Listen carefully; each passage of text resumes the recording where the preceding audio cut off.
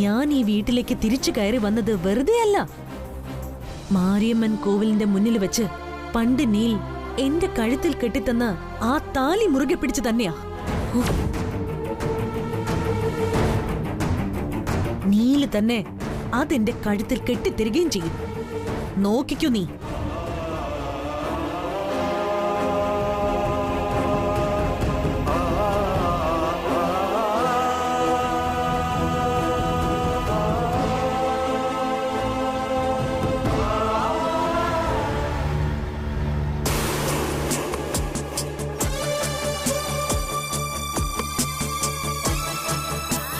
പറഞ്ഞ സമയം കഴിഞ്ഞല്ലോ. ഇനി അവര് വരാതിരിക്കോ? ഇല്ല, ആ രഞ്ജിത പറഞ്ഞതുപോലെ തന്നെ ചെയ്യും. അവളെ നേഴ്സിനെ കൊണ്ടേ വരും.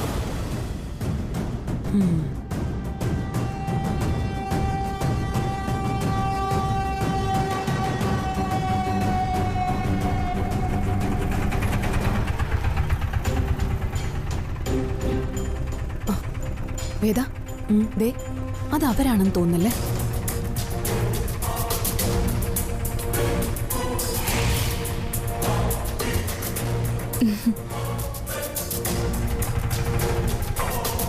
ഇതാ ഞാൻ പറഞ്ഞാണ് സുജാത, ഇവിടുത്തെ PH സെന്ററിലെ നേഴ്സാ. സുജാതയ്ക്ക് ആളെ മനസ്സിലായി? മനസ്സിലായി. രഞ്ജിത കാര്യങ്ങളൊക്കെ പറഞ്ഞു. അപ്പോ ഇനി ഞങ്ങളൊന്നും ആവർത്തിക്കേണ്ട കാര്യമില്ല. ഞങ്ങൾക്ക് സുജാതയുടെ ഒരു സഹായം വേണം. പറയൂ.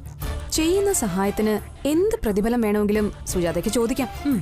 പകരം ഞങ്ങൾക്ക് സുജാത ചെയ്തു തരേണ്ടത് ഗർഭിണിയായവരുടെ വീട്ടിൽ ഈ ഹെൽത്ത് സെന്ററിൽ നിന്ന് സാധാരണ വരാറുള്ളത് പോലെ അവിടെ വന്ന് സ്വാതിയെ പരിശോധിച്ച് അവള് ഗർഭിണിയല്ല എന്നുള്ള വിവരം വീട്ടുകാരെ എല്ലാം അറിയിക്കാന്നുള്ളതാ.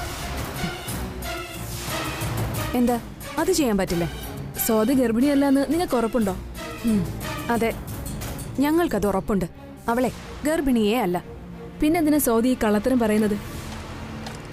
അത് ഞങ്ങൾക്കറിയില്ല. അപ്പൊ ഇതുവരെ ഹോസ്പിറ്റലിൽ പോയി ഡോക്ടറെ കണ്ടില്ലേ? ഇല്ല. അവിടെ വേറൊരുത്തിയുണ്ട്, എന്റെ ആങ്ങളുടെ ഭാര്യ നന്ദിനി. അവൾ ആ പ്രഗ്നൻസി ടെസ്റ്റ് കാർഡ് ഉപയോഗിച്ച് സ്വാതിയെ ടെസ്റ്റ് ചെയ്തത്. പക്ഷെ ഞങ്ങൾക്കതിൽ വിശ്വാസമൊന്നുമില്ല. നിങ്ങൾ ഇത് ചെയ്താൽ നിങ്ങൾ പ്രതീക്ഷിക്കുന്നതിനേക്കാൾ വലിയ പ്രതിഫലം ഞങ്ങൾ തരും. ഈ സാധാരണ ഹെൽത്ത് സെന്ററിലെ നഴ്സുമാര് ഡീറ്റെയിൽസ് കളക്ട് ചെയ്യാൻ വരുന്നത് പോലെ വന്നാൽ മതി. അത് ഞങ്ങൾ ഏറ്റു. കള്ളഗർഭം ധരിച്ച് ഒരാൾ എല്ലാരെയും ഇങ്ങനെ പറ്റിക്കുന്നുണ്ടെങ്കിൽ അത് പൊളിക്കാൻ ഞങ്ങൾ കൂടെ നിൽക്കും. ഗൗരി,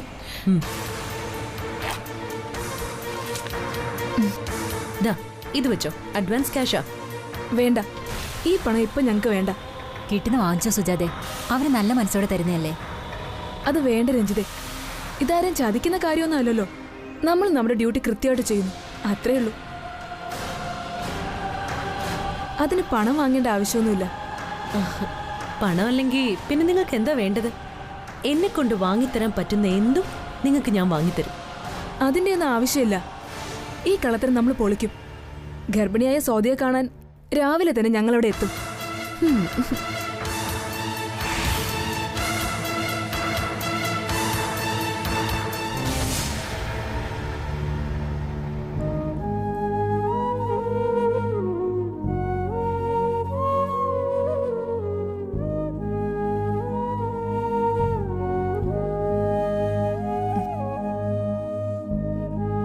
ചക്കിന് വെച്ചത് കൊക്കിന് കൊണ്ടു. അതിന് ഏട്ടത്തെ എന്തിനാ ഇത്രയ്ക്ക് ടെൻഷൻ അടിക്കുന്നത്? നമ്മൾ രണ്ടുപേരും അനുഭവിച്ച വേദനയേക്കാൾ വലുതൊന്നും അല്ലല്ലോ ഇത്. വേദനയ്ക്ക് അങ്ങനെ വലിപ്പച്ചെറുപ്പുണ്ടോ നന്ദിനി? എല്ലാ വേദനയും വേദന തന്നെയല്ലേ?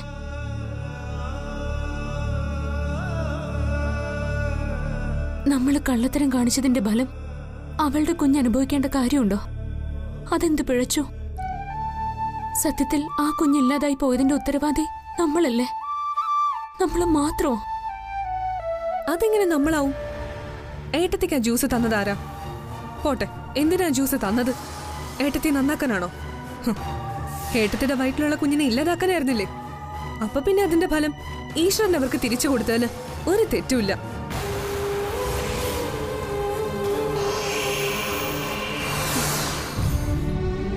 ഒരു വാശിക്ക് നമുക്കങ്ങനെ പറയാം. പക്ഷെ കള്ളത്തരം പറഞ്ഞത് നമ്മളല്ലേ? അതുകൊണ്ടല്ലേ ഇതെല്ലാം സംഭവിച്ചത്. ഇങ്ങനെ മണ്ടത്തരം പറയല്ലേ ഏട്ടത്തി. ഇനി നമ്മള് ഗർഭമുണ്ടെന്ന് ഒരു കള്ളത്തരം പറഞ്ഞെന്ന് തന്നെ ഇരിക്കട്ടെ, അതിൽ അവർക്ക് സംശയം തോന്നിയെന്നും ഇരിക്കട്ടെ. അതിനുടനെ അവരിതാണോ ചെയ്യണ്ടേ? ഏട്ടത്തിയുടെ വയറ്റിലുള്ള കുഞ്ഞിനെ ഇല്ലാതാക്കാൻ പൈനാപ്പിളും പപ്പായയും ചേർത്ത് ജ്യൂസ് അടിച്ച് തരുകയാണോ ചെയ്യേണ്ടത്? അപ്പൊ അതിന് ഉത്തരവാദി അവര് തന്നെ. അതിൽ ഏട്ടത്തിക്ക് ഒരു കുറ്റബോധം വേണ്ട.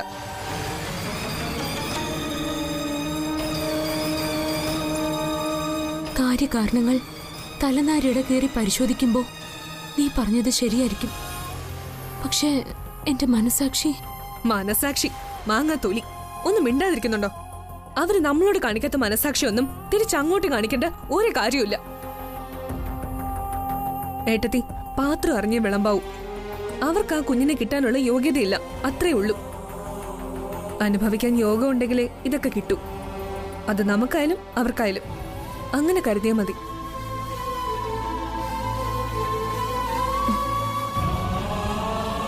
ഇതുവരെ സംഭവിച്ചതൊക്കെ അങ്ങനെ കരുതാം.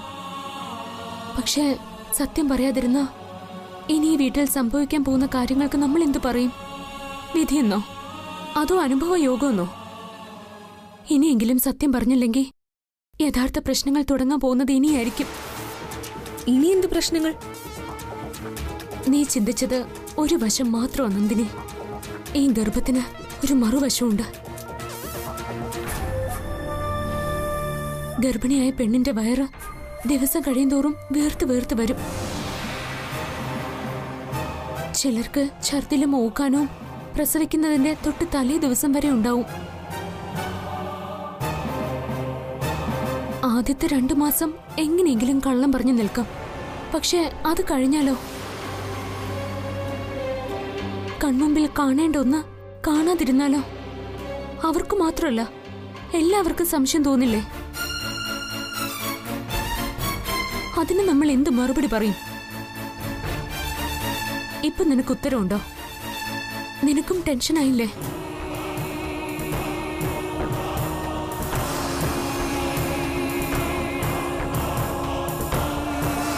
ഇപ്പൊ മനസ്സിലായില്ലേ?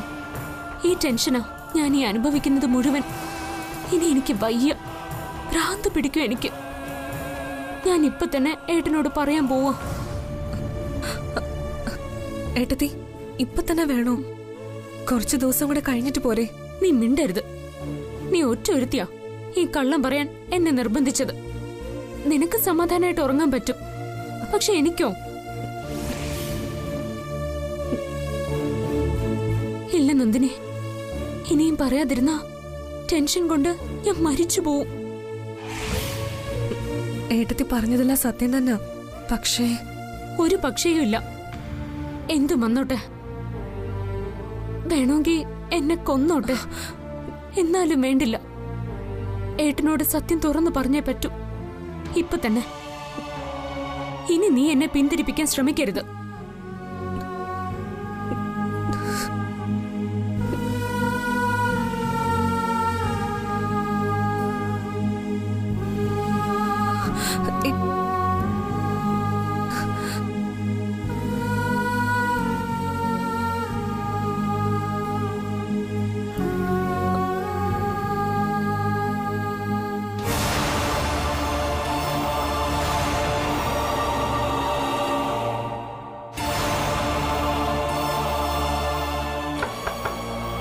ഏട്ടാ,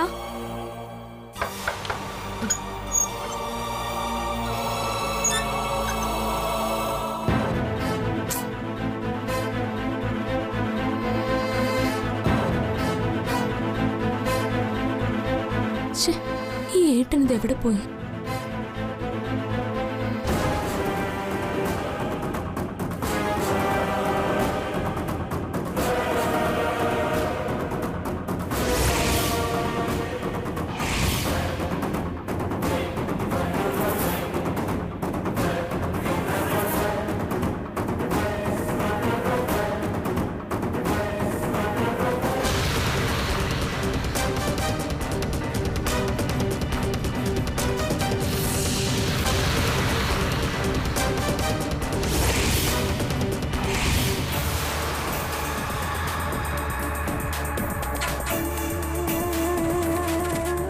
ഞാൻ പറഞ്ഞത് സത്യമാണ് നീൽ.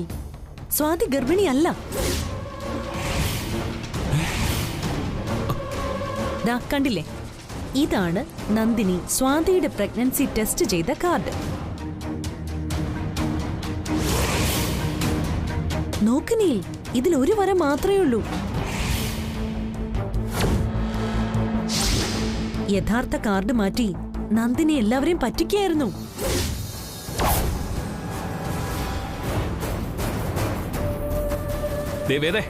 നീ ആവശ്യമില്ലാത്ത കാര്യത്തിൽ ഇടപെടരുത്. ഈ വീട്ടിൽ താമസിക്കാൻ മാത്രമേ കോടതി നിനക്ക് അനുവാദം തന്നിട്ടുള്ളൂ. അതല്ലാതെ എന്റെ ജീവിതത്തിനകത്ത് കയറി അത് നശിപ്പിക്കാൻ ഒരു കോടതി നിനക്ക് അധികാരം തന്നിട്ടില്ല. നിന്റെ ഈ കള്ളക്കഥയൊന്നും ഞാൻ വിശ്വസിക്കില്ല. വേണ്ട, വിശ്വസിക്കണ്ട. ഇതാണ് നന്ദിനി ഞങ്ങളെ കാണിച്ച 2 വരെയുള്ള പ്രഗ്നൻസി കാർഡ്. ഇത് പഴയതാണ്. എവിടെ നിന്നോ നന്ദിനി സംഘടിപ്പിച്ചത്. ഇത് വെച്ച് അവര് നീലിനെ പറ്റിക്കായിരുന്നു.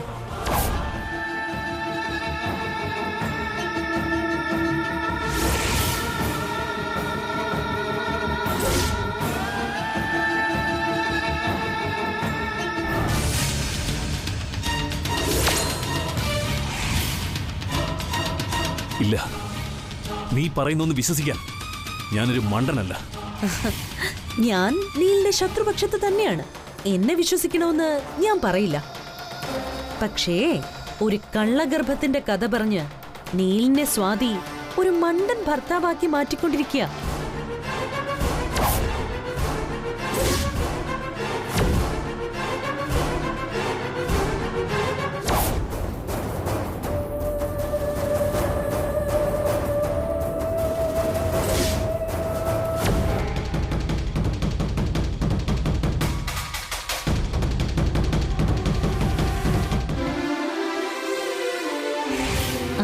ദാ നോക്ക്,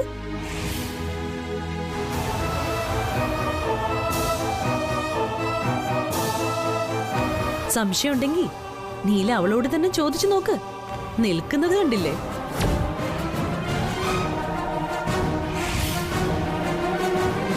ഇവൾ ഗർഭിണി അല്ല നീൽ, ഞാൻ പറയുന്നത് സത്യമാണ്.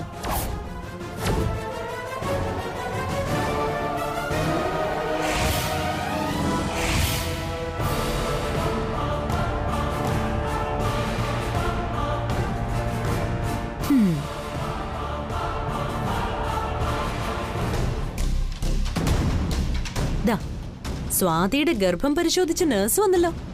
ഇവളോട് ചോദിച്ചു നോക്ക്, സ്വാതി ഗർഭിണിയാണോ അല്ലയോ എന്ന്. ഈ കാർഡ് 2 ഞാൻ നിന്റെ മുറിയിൽ നിന്ന് മോഷ്ടിച്ചതാ, ഈ സത്യം തെളിയിക്കാൻ. നന്ദിനി, സ്വാതി എന്നോടൊരു കളവ് പറഞ്ഞ് എന്നെ ഒരു മണ്ടനാക്കുമെന്ന് ഞാൻ വിശ്വസിക്കുന്നില്ല. നീയല്ലേ സ്വാതിയുടെ പ്രഗ്നൻസി ടെസ്റ്റ് ചെയ്തത്? ആ നീ തന്നെ പറയുക, വേദ ഈ പറഞ്ഞതിൽ എന്തെങ്കിലും സത്യമുണ്ടോ?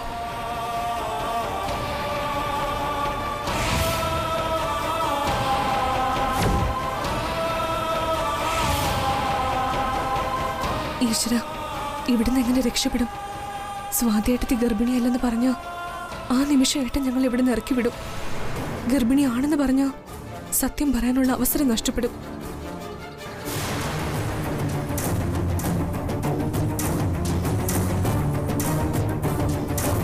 എന്ത് സംഭവിച്ചാലും സത്യം പറഞ്ഞേ പറ്റൂ. പക്ഷെ ഏട്ടനിതറിയുമ്പോ ഹൃദയം പൊട്ടി മരിക്കും. ഈശ്വര, വേദയുടെ മുമ്പിൽ തോൽക്കാനാണോ എന്റെ വിധി? എന്താ നന്ദിനി നീ ആലോചിക്കുന്നത്? സത്യം പറ, വേദ പറഞ്ഞത് നേരാണോ? എന്റെ സ്വാതി ഗർഭിണിയല്ലേ? നിങ്ങൾ രണ്ടുപേരും കൂടി എന്നെ മണ്ടനാക്കിയതാണോ? ആണോന്ന്?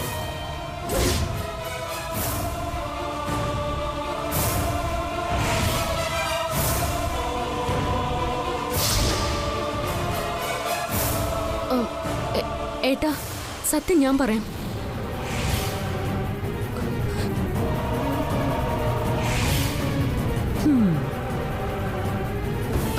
വേദ പറഞ്ഞത്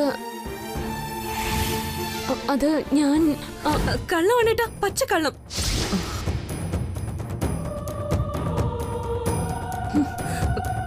ഞാൻ പരിശോധിച്ചത് ആ 2 വരെയുള്ള കാർഡാ. അതില് 2 വരെ വീണിട്ടുണ്ട്.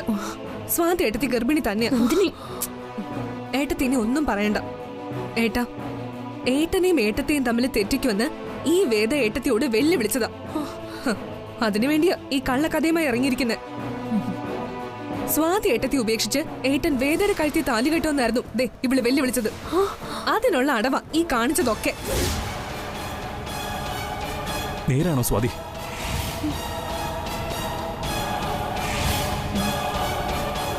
നന്ദിനി പറഞ്ഞതാണോ സത്യം?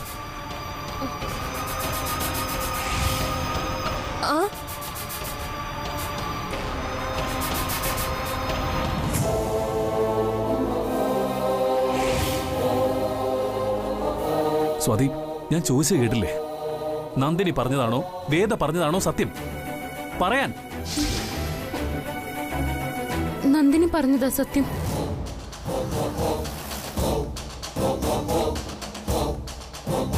നീൽ, ഇവര് രണ്ടുപേരും ചേർന്ന് നീലിനെ പറ്റിക്കുക. ഇവള് ഗർഭിണിയല്ല.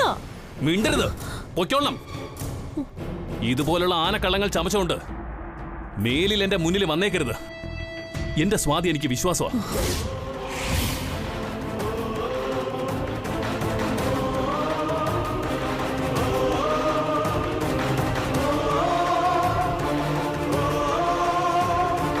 വിശ്വസിച്ചോ? ഇവളുമാര് രണ്ടുപേരും കൂടി കളിക്കുന്ന കള്ളക്കളി ഒരു ദിവസം തെളിയിക്കും ഞാൻ. ഇപ്പൊ ഏതെങ്കിലും ഒരു ആശുപത്രിയിൽ പോയി ഒരിക്കൽ കൂടി പ്രഗ്നൻസി ടെസ്റ്റ് നടത്തിയാ അവര് പറഞ്ഞു തരും നീലിന് ഇവള് ഗർഭിണിയല്ലാന്ന്. പക്ഷേ അതുകൊണ്ട് എനിക്ക് സമാധാനം കിട്ടില്ല.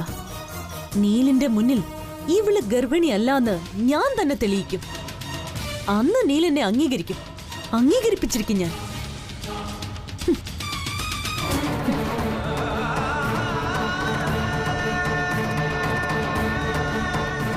സ്വാതി, വേദ പറഞ്ഞ കള്ളക്കഥയൊന്നും കേട്ട് താൻ മനസ്സ് വിഷമിപ്പിക്കണ്ട.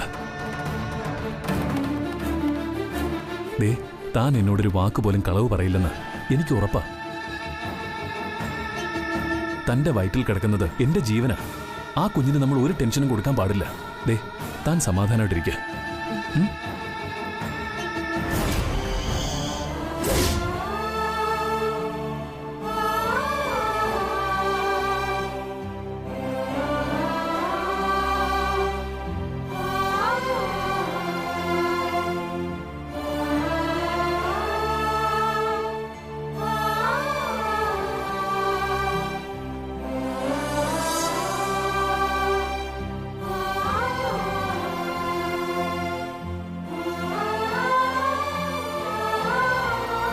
ഏട്ടത്തി,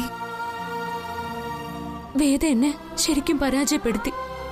പറഞ്ഞ കള്ളം തന്നെ വീണ്ടും ആവർത്തിച്ചുറപ്പിക്കേണ്ടി വന്നു. അതൊന്നും ഏട്ടത്തി കാര്യമാക്കണ്ട.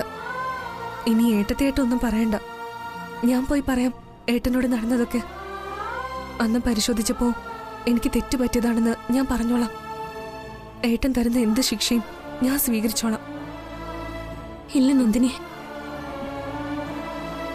ഇനി ഒന്നും ആരോടും പറയാൻ പറ്റില്ല. വേദയും ഞാനും തമ്മിലുള്ള കളിയിൽ ആദ്യമായി സ്വാതി തോൽക്കാൻ പോവാ.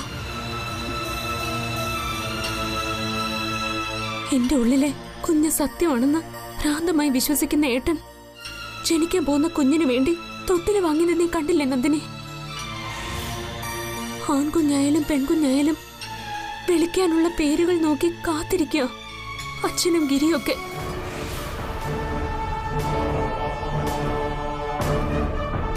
ആ പ്രഗ്നൻസി ടെസ്റ്റിന്റെ കാർഡ് കാണിച്ച് വേദ സത്യം പറഞ്ഞിട്ടും ഏട്ടൻ എന്നെ വിശ്വസിച്ചു. ഈ വീട്ടിൽ ആരോടും നമുക്കിനി ഈ സത്യം പറയാൻ കഴിയില്ല നന്ദിനി.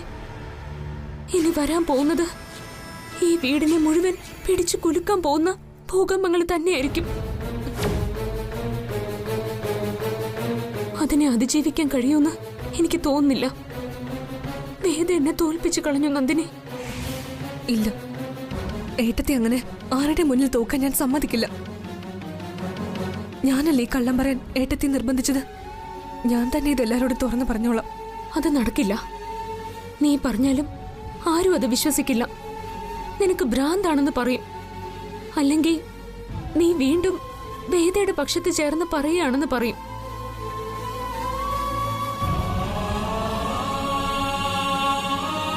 ഇത് കേൾക്കുന്ന നിമിഷത്തിൽ ഏട്ടനും അച്ഛനും എങ്ങനെ അതിജീവിക്കുമെന്ന് എനിക്കറിയില്ല. എന്തും സംഭവിക്കാം. ഇപ്പൊ അനുഭവിക്കുന്നതിനേക്കാൾ വലിയ ദുഃഖം ഒരുപക്ഷെ അത് കാരണം ഉണ്ടാവാം. ശ്ശോ, ഇനിയിപ്പോ നമ്മൾ എന്ത് ചെയ്യും? നീ പേടിക്കണ്ട, ഞാൻ ഇതിനെ നേരിടാൻ തന്നെ തീരുമാനിച്ചു. വേദ എന്നെ തോൽപ്പിക്കാൻ ശ്രമിച്ചുകൊണ്ടിരിക്കും. തോൽക്കാതിരിക്കാൻ ഞാനും ശ്രമിക്കും.